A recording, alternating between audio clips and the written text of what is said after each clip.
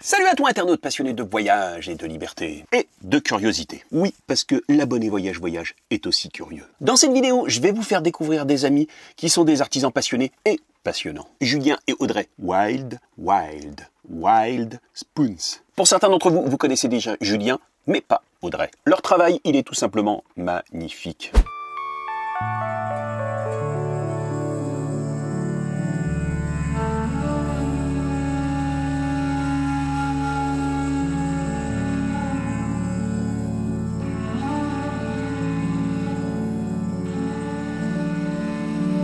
Mais ça, on en reparle plus tard. Avant, je voudrais répondre à cette question qu'on me pose très souvent. Comment je trouve ces artisans passionnés? C'est finalement pas très compliqué. J'ai une liste que je remets régulièrement à jour, des métiers ou des activités que j'aimerais découvrir. Et évidemment que j'ai envie de vous partager en images. Alors, faire une liste, c'est bien, mais trouver les bons artisans, c'est une autre histoire.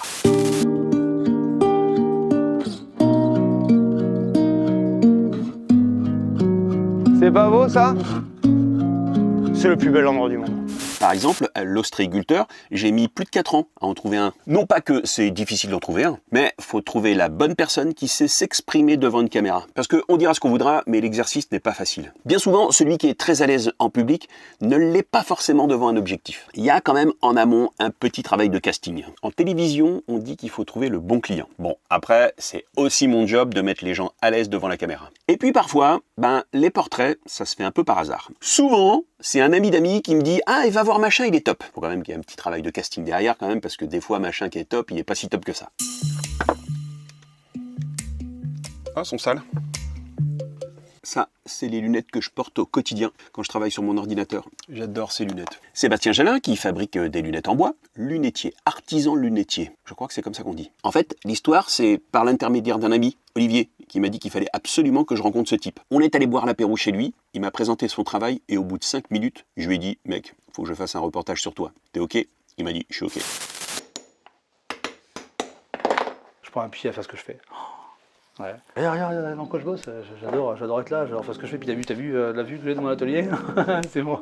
Voilà, donc non, c'est bien. Ouais. Je suis heureux.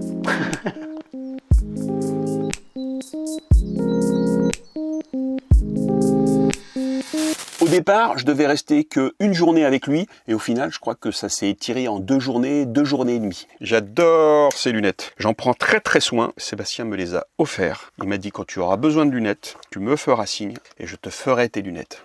Il y a mon nom dessus, et j'ai la numéro 399. C'est des œuvres d'art, les amis. Parce que les œuvres d'art, pas plus de 99. Il y a du bois de 5000 ans dessus, il y a du morta, 5000 ans. Rien que de vous en parler, j'ai des frissons. Donc autant te dire que j'en prends hyper soin. Le portrait de Nico, ND Surf, le shaper, celui qui fait des planches de surf. Ça, c'est le produit brut, on appelle ça un pain. Je vais le shaper, je vais le glacer, je vais poncer, policher, et ça donne ça. Ça a de la gueule, hein? C'est mon pote Pierre-Alex qui me l'a présenté. Il y en aurait à dire aussi sur Pierre-Alex. Lui aussi, c'est un sacré personnage. Et un artiste qui fait des belles planches à découper. Au départ, c'était un abonné. C'est lui qui m'a fait découvrir le surf, et entre autres le Pays Basque. C'est grâce à lui aussi que j'ai rencontré Chris, qui est devenu un pote, lui aussi. Mais si, Chris, vous l'avez déjà vu, c'est lui qui a le Volkswagen California. Mon tout premier portrait, c'est la brasserie Piva. Au départ, en fait, j'avais cette idée de me lancer dans la production de vidéos de portraits d'artisans passionnés. J'étais dans le Jura, et ma première idée, c'était de faire un apiculteur bio. J'en appelle un. On était fin juillet, et pour lui, c'était déjà la fin de saison. Il était très consciencieux de ses ruches, et donc il avait arrêté le prélèvement du miel, pour que ses abeilles puissent passer l'hiver tranquille. Et dans notre conversation, je lui glisse, vous connaissez peut-être une microbrasserie, et 2 jours plus tard, j'étais chez Jean, à filmer dans sa cave. Tout ça, juste avant l'aventure de la brasserie Piva. C'est quoi ça? Du houblon? C'est assez violent, mais il faut au moins ça pour avoir de la bonne bière. Hein.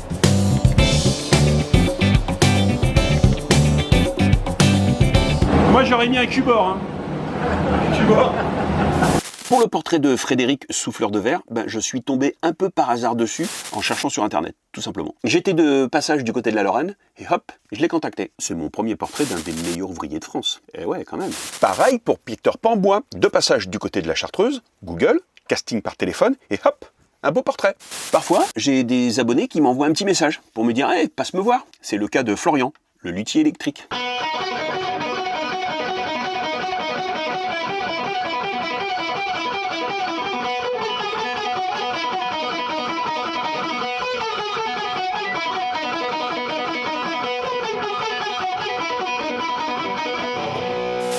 Chouguet Guitare. Il m'a simplement proposé de passer le voir.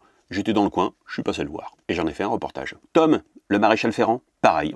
M'a envoyé un petit message. Tu veux voir ce que c'est que mon métier? Bah, je suis passé le voir.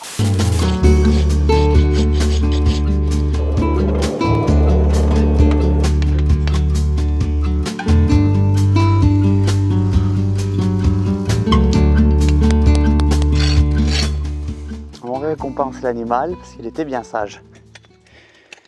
Pour Robin, le coutelier, Mon métier, c'est l'un des seuls où quand tu as un problème, tu tapes, et ensuite il n'y a plus de problème. Ce qui n'est pas tout à fait vrai dans l'informatique par exemple.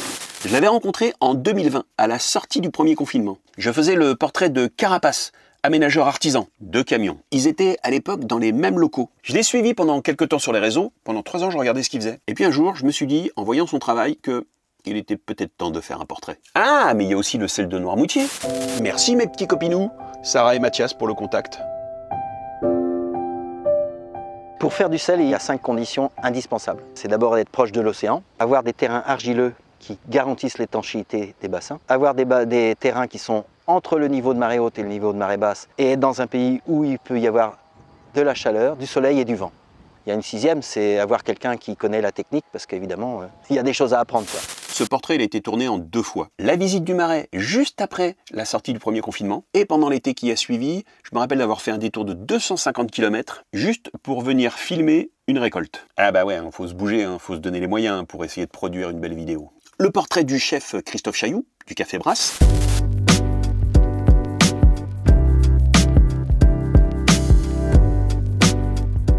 Christophe Chailloux, 50 ans, dans l'aventure du Café Brasse depuis 6 ans maintenant. J'avais été invité par la ville de Rodez, ou par le département, ou par la région, je sais plus trop. Pour vous la faire courte, j'avais été invité. Et je me suis retrouvé pendant quelques jours avec plein d'influenceurs voyage. Première expérience. Première et dernière expérience. J'ai vite compris que c'était pas mon truc. D'être trimballé de gauche à droite et d'aller voir tous les lieux touristiques du coin et de prendre des photos, c'est pas mon truc. Mais bon, j'ai été invité. Et dans ces cas-là, on attend de vous de communiquer de ce pourquoi vous avez été invité. Heureusement! Pendant ces 3 jours de visite, on a été manger au Café Brasse, à Rodez, qui se trouve au même endroit que le musée Soulage. Je vous conseille les deux si vous êtes de passage à Rodez. Et là, je vois Christophe Chailloux, le chef. Et je me dis, là, il y a un beau portrait à faire. Et en effet, je me suis régalé. C'était un très beau portrait. Et puis, il y a les potes qu'on a rencontrés sur les routes, qui deviennent des artisans passionnés et passionnants, et de talent. Ça, c'est la magie de la route. On croise des gens, on passe un bon moment ensemble, on les recroise, on repasse un autre bon moment ensemble, on les recroise et à chaque fois on repasse des bons moments ensemble. Et on finit par devenir des bons amis. Qui parmi les abonnés fidèles se souvient de Julien et de son stew?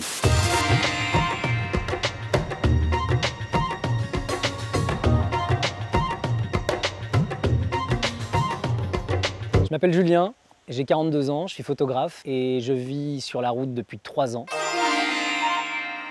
Aujourd'hui, Sioux est entre les mains de nouveaux propriétaires. Et Julien est redevenu sédentaire. Pendant sa période nomade, Julien a créé White Spoons. Et j'étais là dès le début, à la création.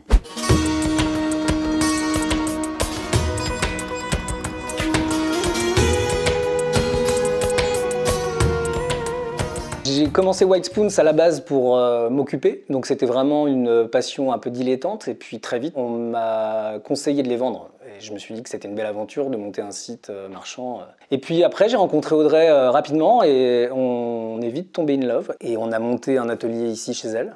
Audrey est très créative et du coup, elle s'est vite rendue indispensable dans l'aventure. J'ai toujours eu une sensibilité artistique, créative. J'ai fait les beaux-arts, j'ai été illustratrice, je suis photographe. Donc voilà, j'ai besoin de m'exprimer avec mon regard, avec mes mains, avec la matière.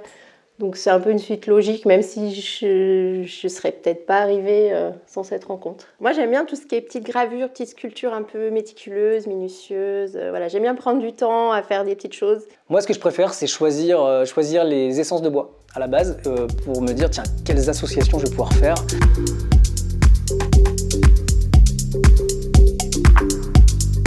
Ouais, c'est la signature, hein. C'est la signature de White Spoons, les cuillères à la base. En fait, Audrey et moi, on adore le tribal tous les deux, on adore l'ethnique, on adore l'art brut. Et du coup, ces cuillères, elles ont quand même une patine un peu ancestrale. On aime le cuir, ça va bien avec le bois. L'agate aussi, la pierre, ça se mélange bien. Hein. Et puis les petites étiquettes rouges, ça c'est cool aussi. C'est pratique à coller, ça customise facilement. Il est capable de la garder. Hein. Il est capable de la garder, je le connais. Hein. Donc ouais, les white spoons, à la base, c'est les cuillères. Du coup, on continue à en faire, même si, depuis pas longtemps, on s'est mis à acheter un tour à bois et du coup, on peut faire plein d'autres trucs. Allez, on y va.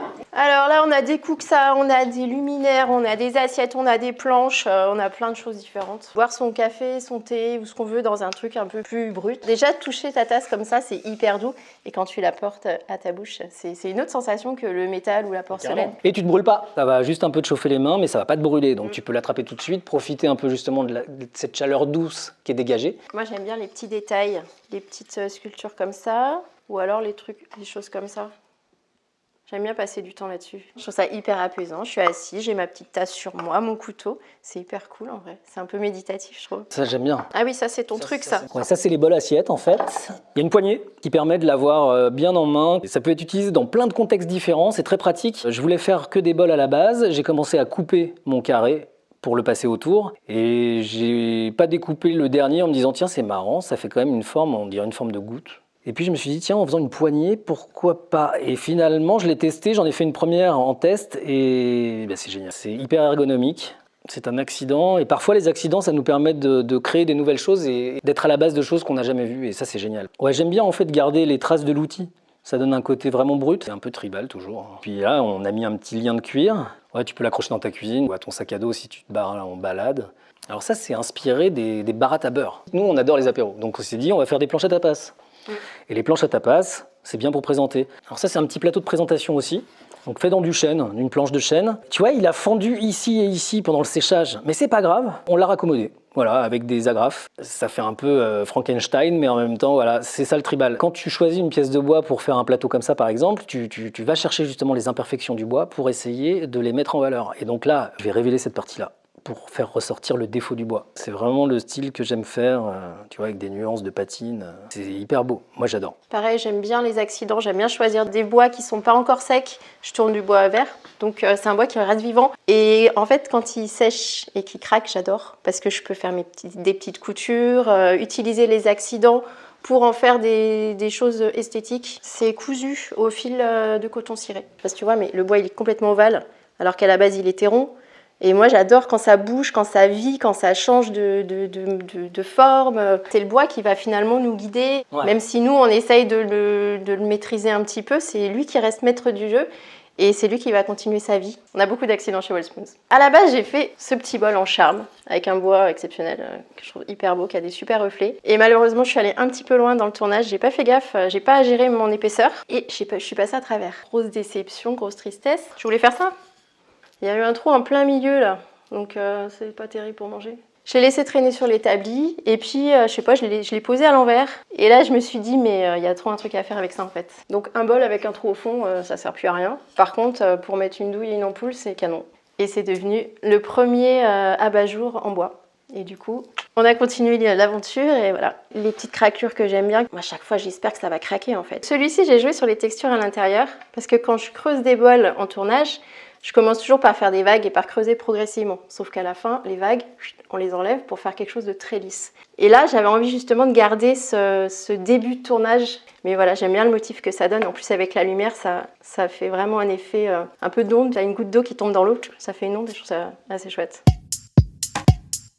J'ai toujours adoré les couteaux et en fait je me suis dit bah écoute plutôt que de me lancer dans une formation de coutellerie, je me suis dit bah écoute moi je fais du bois donc je vais faire des couteaux en bois. Pour couper les gâteaux mous c'est génial, pour couper les entremets, les flancs de légumes, ce genre de trucs. En fait c'est génial d'avoir un couteau en bois. Si un enfant veut se couper une banane en morceaux, là il peut utiliser un couteau comme ça. Bon ceux-là sont un petit peu pointus donc moi je dirais plus ceux-là pour les enfants. Quand même, ils sont plus appropriés. L'idée, c'est vraiment de prendre le plaisir de faire un objet que j'adore, mais façon White Spoons. Donc là, c'est quand même des essences assez sympas. On a de l'ébène sur la lame, donc c'est très rigide, c'est résistant. Et puis, le manche, c'est du palissandre de Santos, c'est un bois que j'adore, qui est vraiment très beau. Le veinage, il est incroyable. Le contraste est super beau, les nuances ressortent bien. Bah ça, c'est un de mes premiers bois coup de cœur que j'ai utilisé pour le manche ici. C'est du ziricote. Et donc, j'ai réussi à en obtenir un petit peu. Et voilà, je le réserve vraiment pour des pièces exceptionnelles où je vais l'utiliser comme plaquage. Avec une lame en noyer, ça se marie encore très bien. On a ici du wenge, ici on a de l'érable au milieu, le blanc. On a une lame en ébène, c'est très costaud. T'as pas le côté agressif du couteau en métal, quoi. T'as pas le côté pointu. Là, c'est hyper doux.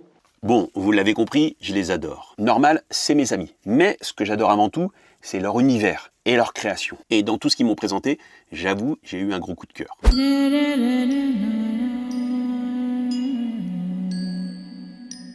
Ça, c'est la petite dernière. C'est lampe de chevet ou lampe de table, comme on veut, à plumes, en bois sculpté. C'est tout nouveau. On a lancé les lampes il y a à peu près 2 mois. L'histoire des lampes, en fait, c'est Audrey qui s'est lancé le défi de faire des abat-jours. Et puis, je lui ai emboîté le poire en me disant, moi aussi, j'aimerais bien faire des lampes sur pied. Et puis voilà, donc des pièces faites au tournage, avec de la sculpture au centre. Je vois qu'en termes de finition, quand même, ça s'arrête pas que devant, quoi. Ouais, c'est important d'avoir une finition très très clean. Moi, quand j'achète un truc, j'aime bien faire attention à ça. Les trucs faits en usine, en général, quand tu retournes la pièce, tu vois qu'il y a des choses qui sont pas finies parce qu'ils n'ont pas le temps. Donc nous, on préfère faire des choses très bien finies pour qu'on ait l'impression qu'on ait une pièce sérieuse faite à la main. Un petit bisou. Oh, c'est beau.